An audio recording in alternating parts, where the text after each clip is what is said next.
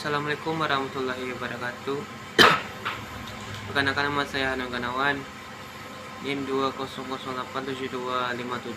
dari Prodi Pendidikan Kepelatihan.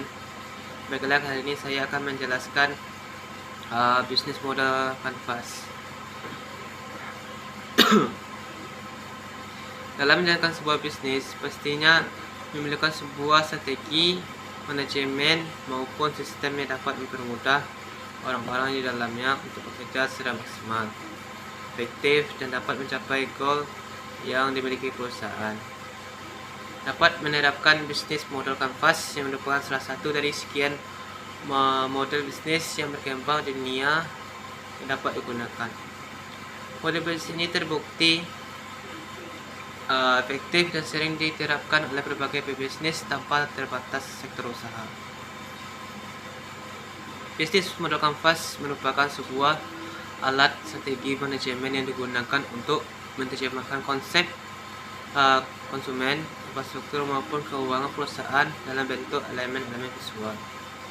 Dapat dikatakan model bisnis adalah strategi yang dibuat di awal untuk menjalankan sebuah bisnis. Model bisnis ini akan mengatur hubungan antara bagian produksi, distributor, hingga ke tangan konsumen. Model bisnis ini pertama kali dikembangkan oleh Alexander Osterwalder.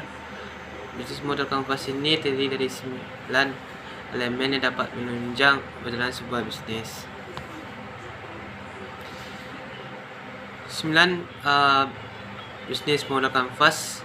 Pada bisnis model kanvas terdapat 9 elemen penting yang dapat diisi sesuai masing-masing poin penting dalam suatu perencanaan bisnis perusahaan.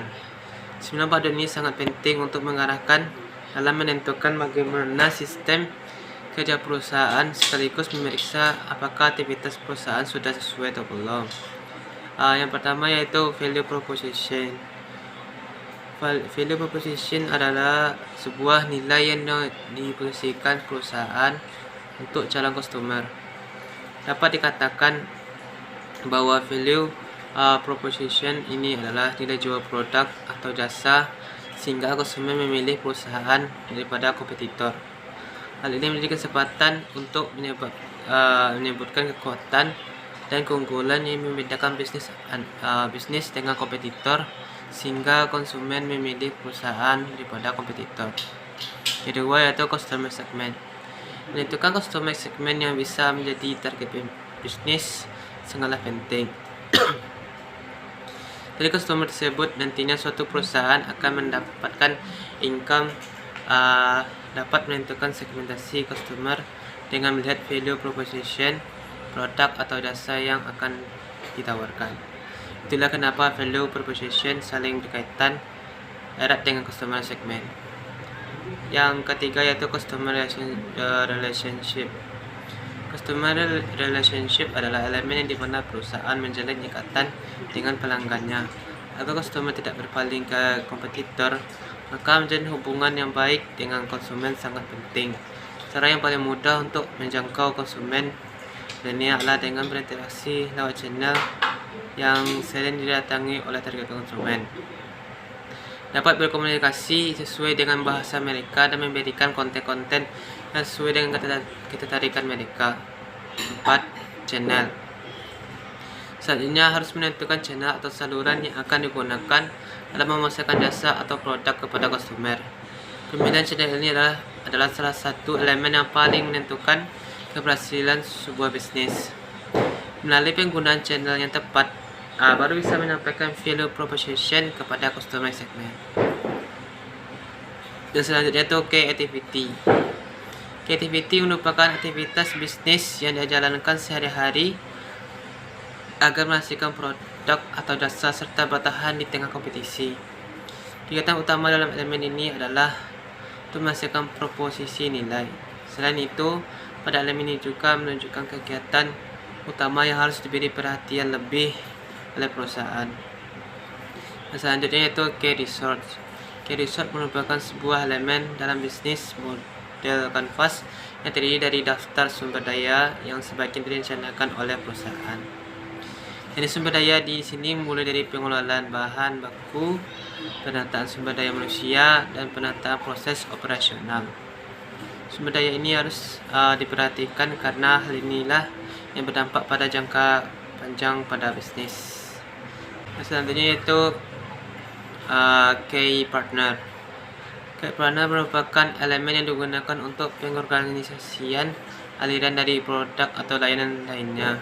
Posisi-posisi partner kunci tersebut bermanfaat untuk efisiensi dan efektivitas dari key activity yang telah dibuat dapat mulai menjalin hubungan baik agar menciptakan siklus bisnis sesuai dengan tujuan bisnis yang dibuat. Selanjutnya itu cost structure merupakan struktur dari finansial yang akan membiayai operasional perusahaan. Hal ini harus diperhitungkan dengan benar agar nantinya perusahaan dapat mengurangi risiko kerugian. Ada baiknya membuat laporan keuangan yang tepat dan sesuai untuk bisnis agar terhindar dari risiko kerugian.